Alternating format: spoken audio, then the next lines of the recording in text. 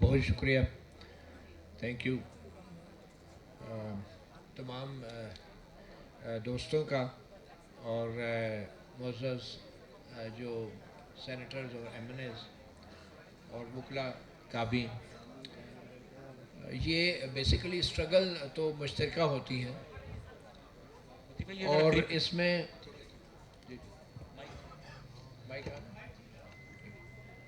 ये स्ट्रगल जो भी होती है मुश्तरका होती है। इसमें कोई सियासतदान या सहाफ़ी या वकला या सिविल सोसाइटी एक दूसरे को जितने भी सवाल करें अच्छी बात है, मगर एक मौका ऐसा आता है कि जब सबको एक साथ बात भी करनी होती है और ख़ास तौर पे एक ऐसा वक्त कि जिसमें बाकायदा एक मार्शल लॉ, गैर एलानिया तो मैं नहीं कहूँगा, मैं तो समझता हूँ इससे बड़ा ऐलान क्या होगा कि जिस तरीके से अदालतों को, पार्लियामेंट को और हुकूमत को चलाया जा रहा है और मीडिया को जिस तरह कंट्रोल किया जा रहा है, इसमें अब मज़ीद किसी ऐलान की ज़रूरत नहीं है।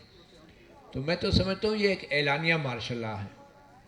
ये बिल्कुल वैसा ही मार्शल लॉ है जैसे जनरल ज़ियाउल हक के दौर में मार्शल लॉ लगा। उसमें सहाफ़ियों ने भी बढ़ चढ़ कर उसकी मज़ाहमत की, उसके लिए कुर्बानियाँ दी। और मैं आज भी समझता हूँ कि मीडिया उसका एक तबका जो है वो निशाने पे है और दूसरा तबका खाने पे है। और जो तबका निशाने पे है, खाने वाला तबका, उसको मुख्तलिफ नामों से पुकार रहा है। जनरल ज़ियाउल हक के दौर में भी ये हुआ, क्योंकि अफजल भट्ट साहब भी बड़े पुराने सहाफ़ी हैं और सहाफ़ियों के लीडर हैं। और ये जितना भी पाकिस्तान की जमहूरियत का सफ़र है, इसमें अफजल भट्ट साहब जो हैं इसके यानी शाहिद भी रहे हैं और इसके अहम किरदार भी रहे हैं। और जितना क्रेडिट या डिसक्रेडिट हम सियासी क़यादत को दे सकते हैं, मेरे ख़्याल में हमारा हक़ है कि हम अपनी मीडिया की क़यादत को भी उतना ही क्रेडिट और डिसक्रेडिट दें कि जिन हालात में आज हम पहुंच चुके हैं।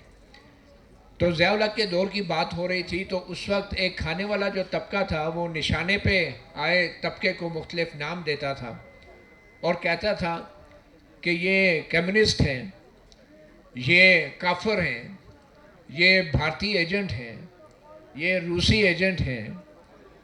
और आज भी अगर हम अपने मीडिया पे नज़र दबाएं घुमाएं तो हम देख रहे हैं कि कुछ सहाफ़ी आज भी बात कर रहे हैं कि सहाफ़ियों की ये एथिक्स होते हैं, सहाफ़ियों के ये असूल होते हैं, ये सहाफ़त है, ये नहीं है, ये यूथिया हैं, ये पटवारी हैं, मुख्तलिफ नामों से याद किया जा रहा है।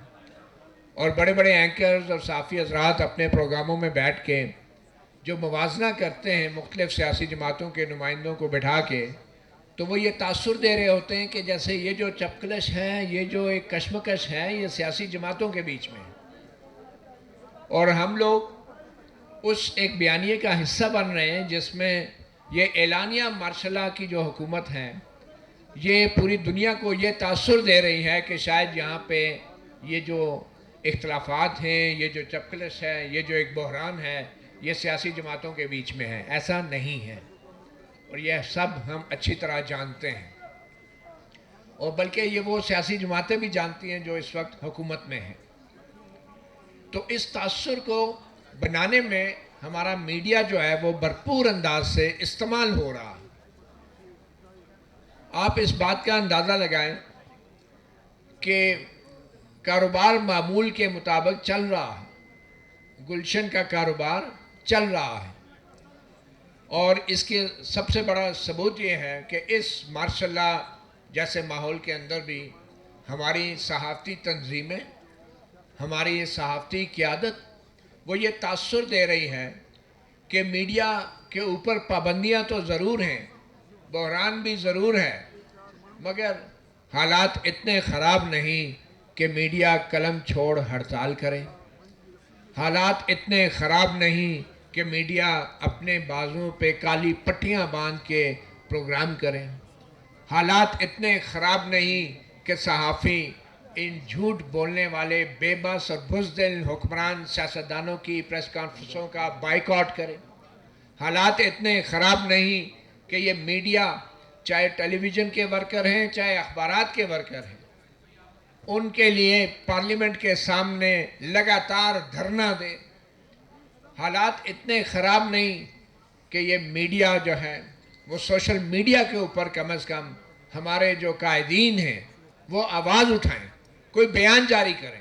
हालात इतने ख़राब नहीं कि हमारे सहाफ़ती कायदीन और तंजीमें जो हैं वो अभी भी बैरून मुल्क दौरों से इनकार करें।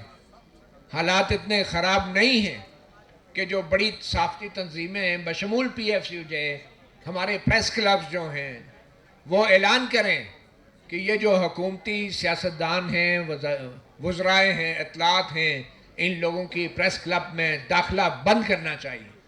हालात इतने ख़राब नहीं, अभी भी ये तासुर दिया जा रहा है कि हालात इतने ख़राब नहीं हैं कि हम लोग हुकूमत से प्रेस क्लब के लिए या अपनी यूनियंस के लिए फ़ंड मांगने न जाएं और फ़ंड मांगे ना और वसूल ना करें। तो मेरा ये ख्याल है कि मैं तो बतौर सहाफ़ी अपने गिरबान में झांकने की कोशिश करूँगा, अपनी कम्युनिटी के ऊपर बात करूँगा। हम क्या सियासतदानों को लेक्चर दे रहे हैं कि पहले भी सियासतदानों ने धोखा किया, पहले भी ख्वाब दिखाए गए, पहले भी बड़े वादे किए गए, कभी एक आ जाती है, कभी दूसरी पार्टी आ जाती है। हमें पार्टियों से क्या लेना देना? क्या हमारी डिग्रियां जाली हैं?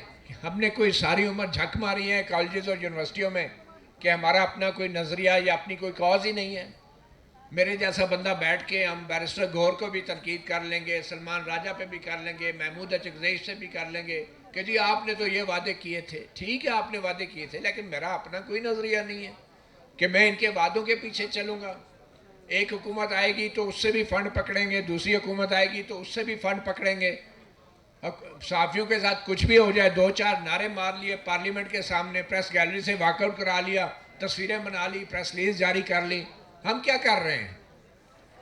और आज भी सोशल मीडिया के ऊपर अगर देखें हम, तो हमारी तंजीमें, हमारे जो कायदीन हैं वो वाज़ेह पोजीशन नहीं ले पा रहे हैं उन तमाम मज़ालिम के हवाले से कि जो इस वक्त मीडिया के साथ रवा रखे गए हैं। आज भी हम अपने प्लाटों के लिए, अपनी स्कीमों के लिए मंजूरियां लेने के लिए मुलाकातें करते हैं। वुज़रा को प्रेस क्लबों में बुला के हम फूल की पत्तियां निछावर करते हैं और बात हम करते हैं कि पहले ये वादा किया गया था वोट को इज्जत देने का, और फिर हम बात करते हैं कि कानून की बालादस्ती की बात की गई थी।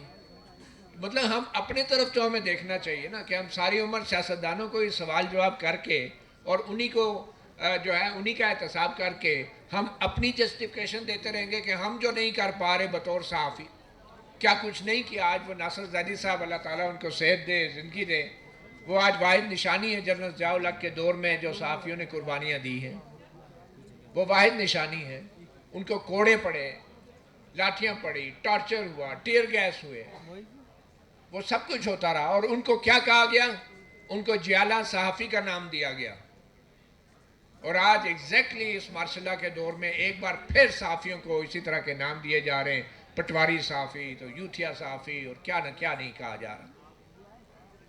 मेरा ये राय है बतौर सहाफ़ी कि इस मार्शल के दौर में हमें एग्जैक्टली वही मज़ाहमत की तहरीक चलानी चाहिए जो जनरल ज़िया-उल हक़ के दौर में चली थी, जो जनरल मुशर्रफ के दौर में चली थी, और बल्कि उससे भी पहले जाएं तो फील्ड मार्शल अयूब खान के दौर में चली थी। हम मीडिया वालों को, और ख़ास तौर पे अब जबकि सोशल मीडिया का दौर है, डिजिटल दौर है, तो हर शख्स, मैं समझता हूँ हर शहरी जो है वो सहाफ़ी है। ये सहाफ़ियों की या सहाफ़त के पेशे पे जो चंद लोगों की इजारादारी थी, ये ख़त्म हो चुकी है। इवन कि हमारी जो सहाफ़त की डिग्रियाँ हैं, मैं समझता हूँ अब उन डिग्रियों की भी वो अहमियत नहीं रही, क्योंकि हर शख्स, हर शहरी जो देखता है, बोलता है, सुनता है, महसूस करता है वो सहाफ़ी है, और उसके पास एक मोबाइल फ़ोन है जिसमें कैमरा और वीडियो बना सकता है। हर वो शख्स शहरी है। तो हमें उनको साथ लेके चलना है। और हम लोग बतौर मीडिया, हम इतने ऑब्सोलीट हो चुके हैं, इतने दकियानूस हो चुके हैं कि आज तक हमारे प्रेस क्लबों में ये चीज़ वाज़ेह नहीं है कि जो डिजिटल मीडिया है, जो यूट्यूब चैनल है, उनका क्या स्टेटस है। हम लोग आज तक अपने आप को बदल नहीं सके वक्त के साथ साथ। हम अपने साथ इन नौजवानों को अपनी ताकत नहीं बना सके प्रेस क्लबों के अंदर। और आज भी माजरत के साथ जाली और रुकनीत जो है हमने प्रेस क्लबों में भी दे रखी है। मतीउल्लाह जान आज साहब, तक जो है मैं अपनी ये बात कर प्रेस लूं क्लब का फोरम नहीं है। ये बिल्कुल 10 दफा आपकी जमानत जब्त हुई है इस मेरी प्रेस बात क्लब के सुने। इलेक्शन में। आप अब 10 धमकियां मत दफा लगाएं। जमानत जब्त हुई है और आप बार बार प्रेस क्लब के भट्ट डेटों साहब, पे आए, बात करें आके प्रेस साहब क्लब। आप पीएफयूजे के लीडर हैं, आप प्रेस क्लब के लीडर नहीं इलेक्शन लड़े आके आप प्रेस क्लब के लीडर नहीं, आप पीएफयूजे के लीडर हैं। आप एक प्रेस क्लब का ठेका लेके बैठ गए। छोड़े इस बात को। भट्ट साहब एक सेकंड, बहुत शुक्रिया। पोजीशन में बात करें। भट्ट साहब मेरी बात सुन ले। आप पूरे पाकिस्तान के लीडर हैं, उठाए जा रहे हैं। आप एक प्रेस क्लब के लीडर नहीं है, पूरे पाकिस्तान के लीडर है। तहम्मुल से सब्र से बात सुन ले, कोई बात नहीं। कंटिन्यू करें। मेहरबानी क्रॉस टॉक बैठे हैं। बात करें जिस मैं कॉन्फ्रेंस में बिल्कुल अपनी बात कर रहा हूँ। और चूंकि हमारी ये कमजोरियां हैं, खामियां हैं, हम नाकामी से दो चार हैं और आज मीडिया के जो हाल है इसके जिम्मेदार ये कायदीन है मीडिया के। आज इन सारों से पूछ ले जो जर्नलिस्ट यहाँ पे बैठे हैं, जो मैंने बातें की उसमें एक बात भी गलत हो। कैसी बात कर रहे हैं हम? अभी सर्वे करवाने नहीं है। मैं सिर्फ ये बता रहा हूँ कि जो मीडिया, जो सहाफ़ी है, जो माशरे की आंख और कान होता है, अगर आंख और कान का ये हाल है तो हम बाकी किसी से क्या गिला करेंगे? तो मैं तो सिर्फ अपने बारे में बात करूंगा। मैं किसी सियासतदान से तो नहीं जानता। हमारा काम हम सियासतदानों से सवाल करें, वो मैं हर दौर में करता रहा हूँ, ये बात नहीं है। लेकिन अब वक्त आ गया कि हमें अपने गिरबान में झांकना चाहिए। नई नस्ल को क़यादत देनी चाहिए मीडिया की। एक सबसे बड़ा अलमिया ये है कि हमारी जो कौमी क़यादत है वो प्रेस क्लबों की सियासत के अंदर फंस चुकी है और छोटे छोटे ग्रुप बंदी करके वो अपनी सियासत चमकाती है। ये नई नस्ल जो आई है, नौजवान लोग जो आए, इनके हवाले करनी चाहिए हमें कौमी क़यादत, साफियों की, पीएफयूजे की क़यादत, प्रेस क्लबों की सियासत। भाई इलेक्शन लड़ेंगे तो मिलेगी ना। इलेक्शन लड़ेंगे, आप भी लड़ते हैं, वो भी नहीं, बिल्कुल लड़ेंगे। मैं यही कह रहा हूँ, तजवीज़ दे रहा हूँ, आप परेशान 10 इलेक्शनों में आप मैं सिर्फ तजवीज़ दे रहा हूँ, आप परेशान ना हो।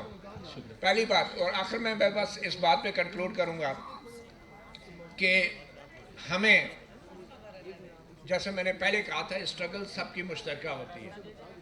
अगर हम लोग अपनी सफ़ों में इत्तेहाद पैदा नहीं करेंगे, अपने काम में जिद्दत लेकर नहीं आएंगे, नौजवान लोगों को मौका नहीं देंगे क़यादत संभालने का, तो उस वक्त तक हम एक दूसरे को ही ब्लेम करते रहेंगे और उस वक्त तक हम जुर्रत और बहादुरी के साथ सहाफ़ियों के हकूक़ के लिए हुक्मरानों के सामने बात नहीं कर सकेंगे, उनके सामने आँख नहीं मिला सकेंगे उनसे, क्योंकि हम उनसे फ़ायदे भी ले रहे हैं और रस्मी तौर पे एहतजाज भी अपना जारी रखा हुआ है। बहुत शुक्रिया।